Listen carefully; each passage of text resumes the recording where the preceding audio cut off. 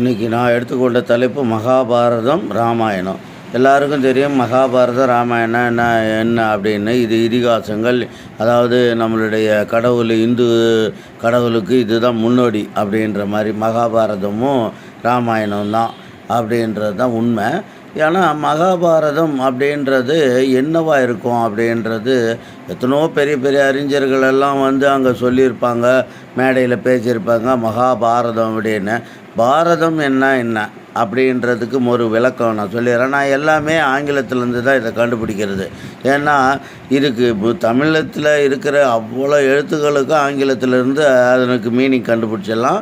அதற்கு நமக்கு தெரிஞ்சிக்க வேண்டியது AIOUEன்றது ஒரு 5 எழுத்து, அப்புறம் ஒய் அப்படின்றது, அப்புறம் ஒரு சின்ன அதில் சிஸ்டம் இருக்குது, ஆர்ன்றது சைலண்ட் ஆகிறது. இப்படி ஒரு சில வித்தியைகளை போட்டு பார்த்தா எல்லாம் ஆங்கிலத்திலிருந்து தமிழ் எழுத்துக்களுக்கு அர்த்தம் கண்டுபிடிச்சிடலாம். இப்போ மகாபாரதம் அப்படின்றதுக்கு நான் வரேன்.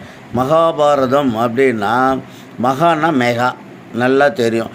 எப்போ ஒன்று பெரிய அளவுக்கு இருக்குதோ அது நம்ம ஆங்கிலத்தில் மெகான்றோம். அது MEGA மெகா. அதை நம்ம தமிழில் படிக்கும்போது MEMேன்றதை மான்னு மாற்றுவாங்க. அது மகா அப்படின்றது, அவ்வளோதான். இப்போ பாரதம் அப்படின்றதுக்கு என்ன அர்த்தம் நல்லா கேட்டுக்கோங்க. பாரதன்றது எவன், ஒரு சொர்க்கம். உண்மையிலே பாரதன்றது நம்மளுக்கு சொர்க்கம் தான். இந்த நாட்டில் இருக்கிற மாதிரி சுதந்திரம் எந்த நாட்டிலையும் கிடையாது. இங்கே வாழ்கிற அரேபியா மதம், ஐரோப்பா மதம்னு சொல்லக்கூடியவங்கெல்லாம் அதாவது மிகவும் சுதந்திரமாக இந்து மதத்துக்கன்னா விட அவங்க தான் ரொம்ப அதாவது வசதியாக வாழ்கிற மாதிரி இருக்குது. வசதின்னா அந்த இன்ஃப்ளூயன்ஸு அப்படி இருக்குது. அதனால் இது ஒரு சொர்க்கபுரி. பாரதம் என்பது ஒரு சொர்க்கம். ஆனால் இந்த மகாபாரதத்துக்கு இது எதுக்குடா வச்சான்னா, அதில் நமக்கு நிறையா தீனி போடுறாங்க. மகாபாரதத்தை படித்தவன் யார், ஒரு துச்சாதனன் அப்படின்னா ஒரு கெட்டவன், யாருக்கிட்ட சேரக்கூடாது அப்படின்றதுக்கு படித்து பார்த்திங்கன்னா டக்குன்னு சொல்லிவிடுவாங்க. உங்கள் வாழ்க்கைக்கு தேவையான எல்லா விதமானதும் அது கிடைக்கிறதுனால தான் அது சொர்க்கம். இப்போ கெட்டவன் நல்லவனுக்கு யாரான்னா, நல்லவனுக்கு உடனே ஒரு அர்ஜுனனை சொல்லலாம். சரி, அவங்ககிட்ட நிறைய திறமை இருக்குது, டே இவன் பெரிய வில்லன்டா அப்படின்னா அர்ஜுனனை சொல்லிவிடுவாங்க. சரி, கொடைவல்லாம் யாரை சொல்கிறது அப்படின்னு பார்த்தா அங்கே கர்ணன் இருப்பான். இப்படி ஒவ்வொரு பெண் சாதிக்கக்கூடியவள், அவள் ஒரு சேலஞ்சு பண்ணி அவள் ஜெயிக்கக்கூடியவளாக இருக்கிறதுனால தான் பாஞ்சாலி.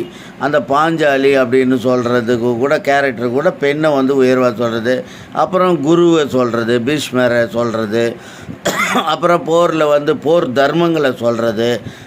இப்படி எண்ணற்ற வாழ்க்கைக்கு தேவையான அனைத்து கல்விகளையும் அந்த மகாபாரதம் காட்டுறதுனால தான் அது ஒரு ஹெவன் ஆஃப் புக்கு அப்படின்றதுனால தான் இதை மகாபாரதம்வாங்க. இப்போ பாரதம்ன்ற வார்த்தை எங்கேருந்து வருதுன்றதை நான் சொல்லிடுறேன். பாரதம்ன்றது பேரடைஸ்ன்ற வார்த்தை தான்.